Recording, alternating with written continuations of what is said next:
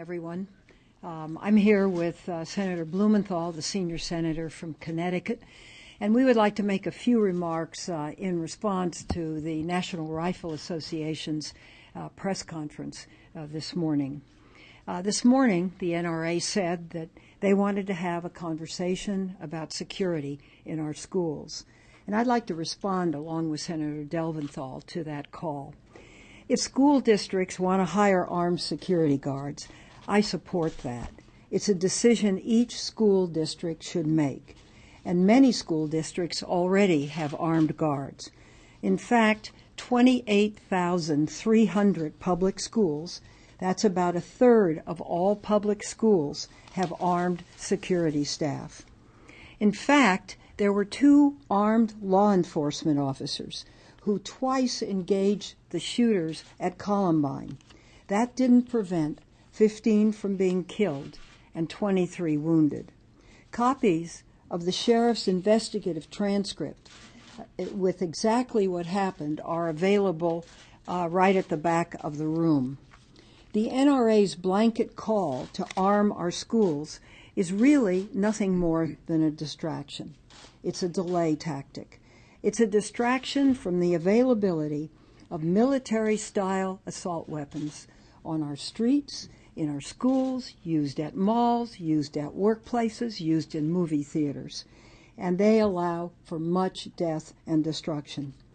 It's a distraction from the prevalence of large ammunition feeding devices that allow shooters to expel 20, 30, 60, 100, and even more bullets. And it's a distraction from how easy it is to purchase weapons at gun shows with no background checks at all.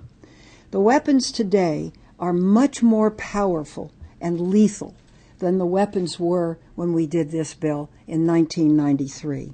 And that's a problem, and the time has come to address it. I'm not going to demonize anyone. As I said before, I'm willing to talk to anyone, listen to anyone. I'm open to suggestions to make legislation better and more effective. Should we have a conversation about school security? Yes. Should we have a conversation about mental illness and the culture of violence? Yes. But we can't ignore the common denominator in all of these deadly massacres: access, easy access to killing machines.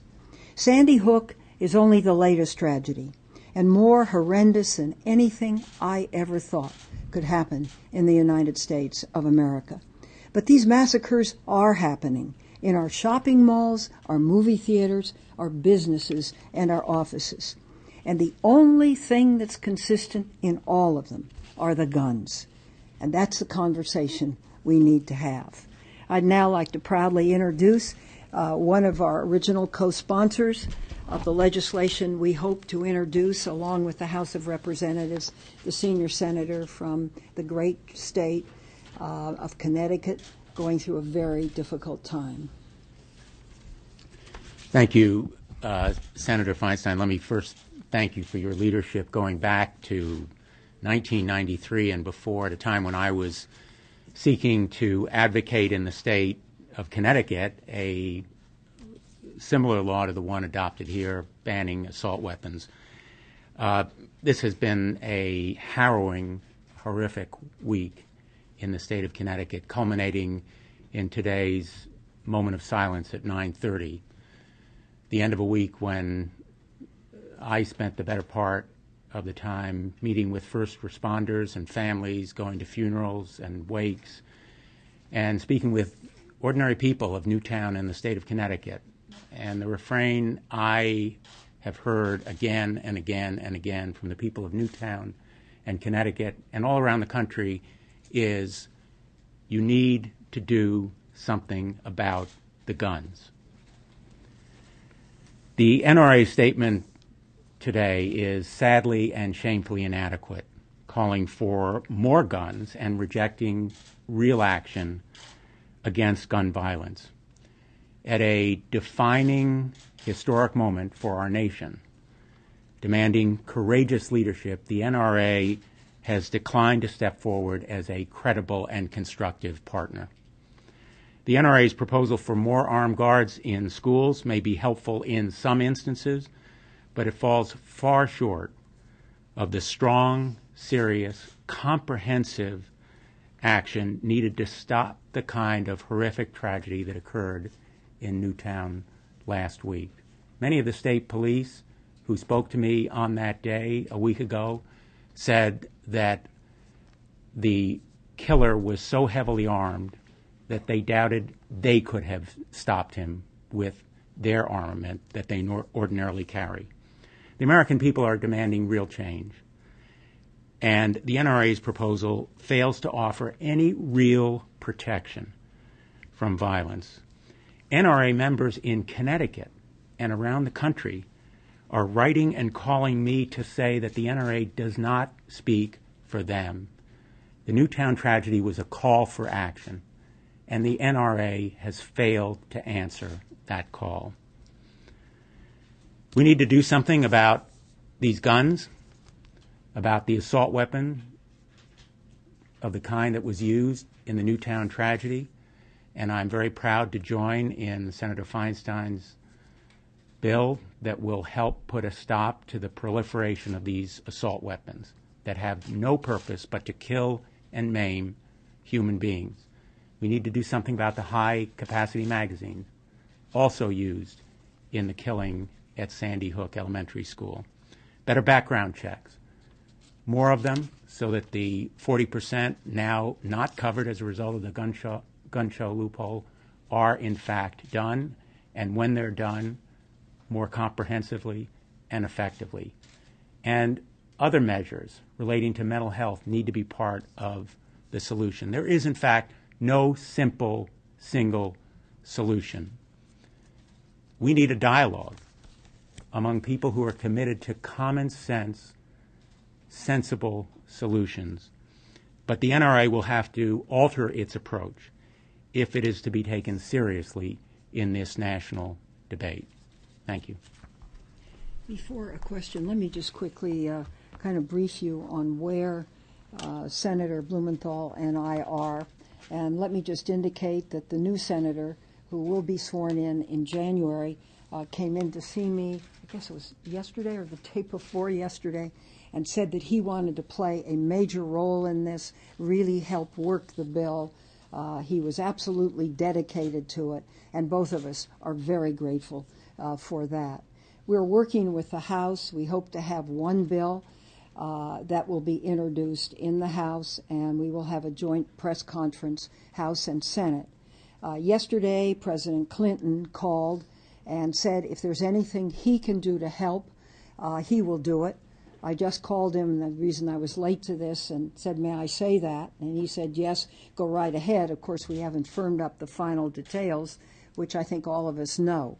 So this is a work in progress, and we're putting together Senate authors. I'd like to urge anyone in the Senate, Republican or Democrat, who are interested to call us. We'd like to sit down with you. We'd like to hear your ideas, and we would be hopeful that you would join with us. Let me just end with one thing. 1993, I got a whole bunch of gun magazines and went through them and sort of did a study of the state of the art of these guns then. We just redid that, and I have on my desk sort of these magazines which will show the state of the art today, 2012. I cannot tell you how much more sophisticated and technologically advanced these weapons are, all stemming from military weapons. There are even devices which can be put in them legally, which make them fully automatic. And as you read this literature, you see the enormous killing power that's out there on the streets for virtually anybody to buy or obtain. So if you have questions. Yes. You mentioned that you've been, meeting with the people of Newtown and hearing from them. I was curious as to whether you thought the NRA struck an appropriate tone today on the week anniversary of the shooting. I think that the NRA's motives and mine may have been with the people of Newtown, but it wasn't much in evidence in the specific proposals made today. And I don't want to comment on the memories and the mourning of people in Newtown, which I am very respectful of. I think today is one of sadness for me. And I hope to honor the memory of those victims by what we do in the United States Congress, because they, as much as anyone in this whole country, their families, their loved ones and friends, are calling for action. Can you name any GOP members besides Scott Brown who have come forward to support any kind of gun control legislation? Well, not at this time, but I really haven't had the opportunity to talk with any of them yet either. Senator Feinstein, you mentioned President Clinton called you. I'm wondering if you can elaborate a little bit more on what he said and what, if anything, you've asked him to do in this process. Well, he was talking about the battle back in 1993 with the bill that, interestingly enough, was introduced and passed within the year of 1993 and went into effect in 94. And of course, he was president, and the White House came alive and was very, very helpful in enabling the passage of that bill, both in the Senate and in the House. And so to have him part of the team again is really quite special for us. Switch gears for a second. What can you tell us about the state of play on the FISA bill? An agreement on that? There is not yet a unanimous consent agreement. I talked with my vice chairman, Saxby Chambliss, this morning. I don't know what's holding it up, but the general belief is that this bill will be on the floor next week when we come back. Senator, when you talked about the state of the art and the weaponry out there, I believe your bill does not call for any confiscation of weapons that have already been out there. So other than stopping people from buying new ones, if there's already too much access to these weapons, as you say, what would the effect be? Good question, and I thank you for it. What we're looking at now is placing these weapons under the Federal Firearms Act, the same act that exists for automatic weapons. Since they're now devices, to legally make them automatic, it seems to me that it is prudent to place them under the Federal Firearms Act. And this would require that they be registered, their owners have a background check. It's inconceivable, after what the NRA said to me today, that they don't think people who have guns should have background checks or that they should be registered. We are also looking at a buyback program. Now, again, this is a work in progress, so these are ideas in the development. These people who already own them would have to register? They'd have to register their military-style assault weapons. Well, they'd be put under the provisions of the Federal Firearms Act. I'm sure you can read the act and you'll see what that is. Yes? Being so hypothetical here, but in 1993, Democrats controlled House, Senate, White House. As you know, they're going to have Republicans will have a sizable majority in the next Congress. Given the NRA's stance today, how do you get Republicans on board? How do you get through the House Judiciary Committee? What do you do? Well, this is look, there is no more uphill fight than this. The question is, do we fight or do we knuckle under? We're not knuckle unders. We're just not going to knuckle under. It may take a year, it may take 2, it may take 3. In the meantime, I believe through social media, I believe through efforts like Mayor Bloomberg has announced that he is launching, that we need to elect people who understand that America cannot be turned into an armed camp, where the safety of our citizens is jeopardized by the rights of a few who don't want anything to curtail their gun rights, no matter how powerful those weapons are. And we're just looking at one class of weapons, weapons designed to kill people in close combat in military situations. You raise an interesting point. In 1993, there were no social media. How does that give you an edge this time? Well, I've heard from people who are very interested in launching social media efforts at this. This is a big fight. This is a fight that the American people are going to have to stand up and stiffen their spine. Either you're going to let the NRA take over and dictate to this country, or you're going to enable your elected representatives to vote their conscience based on their experience, based on their sense of right, based on their need to protect their schools, their malls, their workplaces, and their businesses. Let me, if I can just add Go ahead, please. To that point. I think Senator Feinstein's point is profoundly important and well taken. A number of our colleagues have come up to me in the wake of this tragedy, I think genuinely grief-stricken, really affected by what they've seen and heard, and feeling that we need real change. But America and the people of America are the ones who are going to make it happen by standing up and speaking out. I'm sometimes asked, well, how are you going to do it? And it isn't we, it is the American people who ultimately will convince the Congress that the time for real change is now.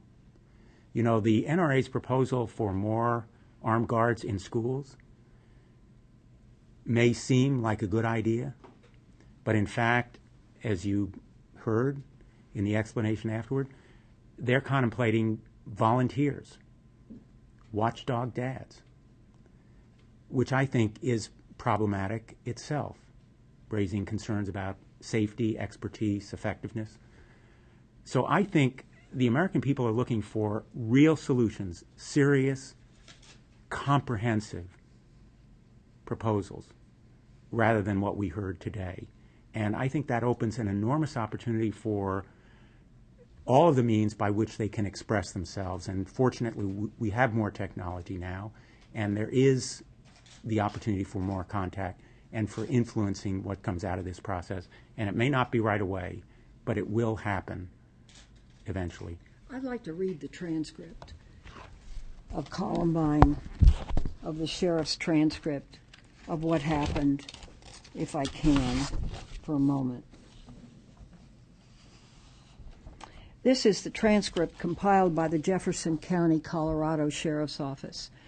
Jefferson County Sheriff's Deputy Neil Gardner, the school's community resource officer, seeing Harris working with his gun, leaned over the top of his car and fired 4 shots.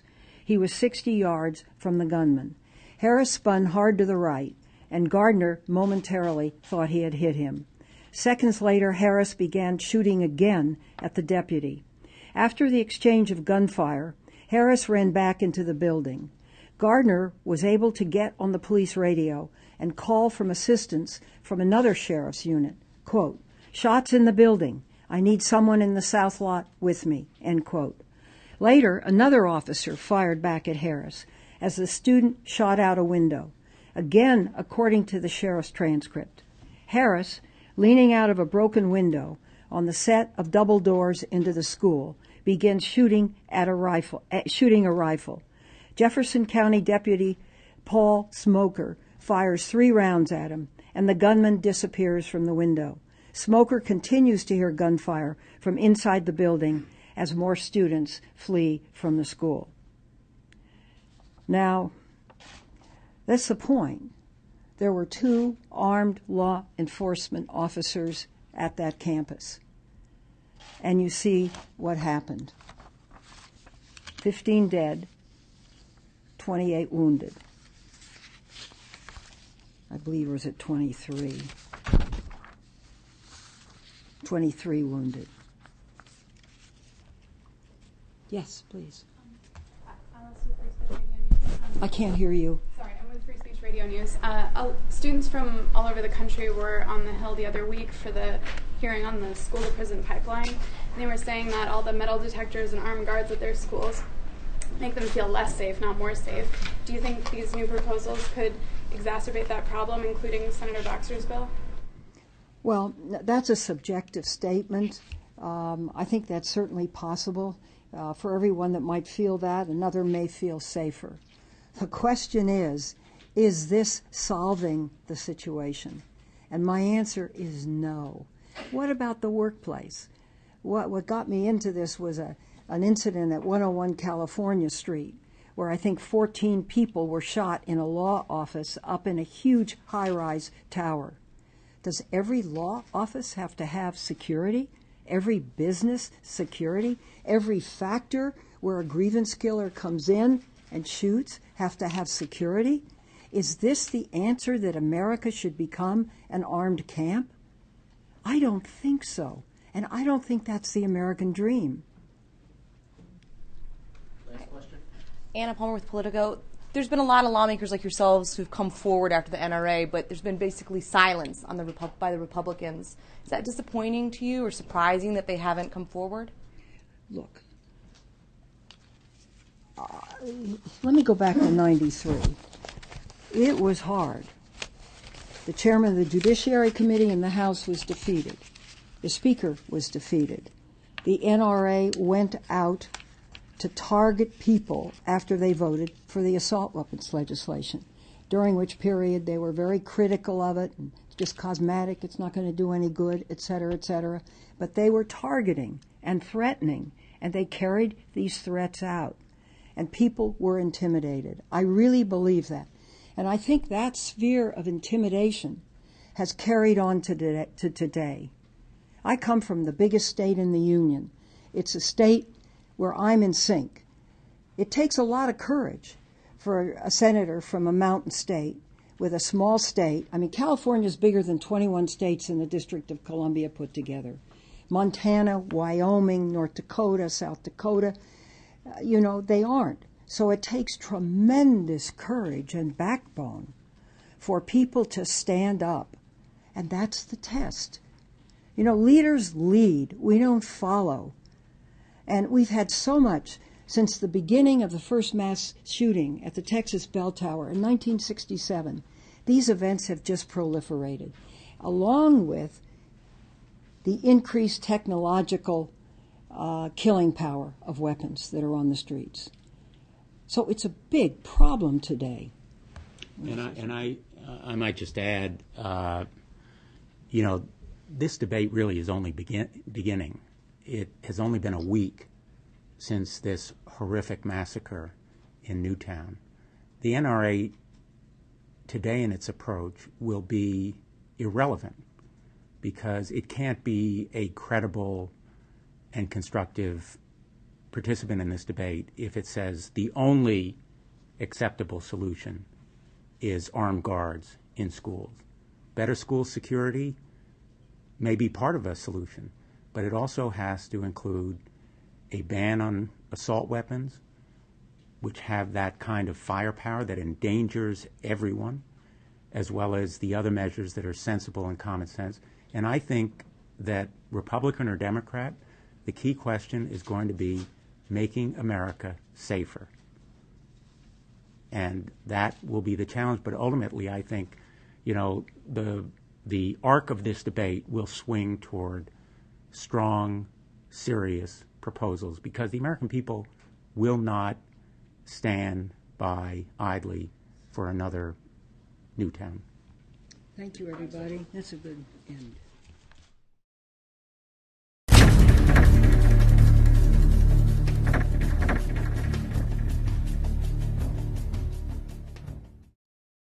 This has been a Sunfish production.